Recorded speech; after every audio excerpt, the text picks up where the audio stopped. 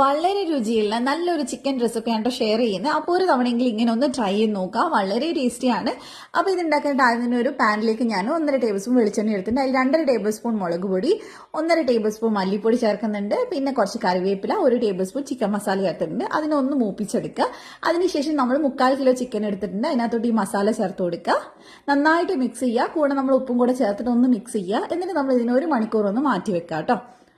അപ്പോൾ 1 മണിക്കൂർ കഴിഞ്ഞിട്ട് നമുക്ക് അതേ പാനിൽ തന്നെ കുറച്ചും കൂടെ വെളിച്ചെണ്ണ ഒഴിച്ചിട്ട് കുറച്ച് പെരിഞ്ചീരകം, 3 ടേബിൾ സ്പൂൺ തേങ്ങ ചേർക്കണം. തേങ്ങ കൊത്താണ് നല്ലത്. അതൊന്ന് ഫ്രൈ ആക്കി എടുക്കുക. ഇനി ഇതിലേക്ക് കുറച്ച് കറിവേപ്പിലയും 1.5 ടേബിൾ സ്പൂൺ ഇഞ്ചി വെളുത്തുള്ളി പേസ്റ്റും കൂടെ ചേർക്കുക. എന്നിട്ട് അതിന്റെ പച്ചമണം മാറുന്നത് നന്നായിട്ട് വഴറ്റിയെടുക്കുക. ഇനി വേണ്ടത് 3 മീഡിയം സൈസുള്ള സവാളയാണ്.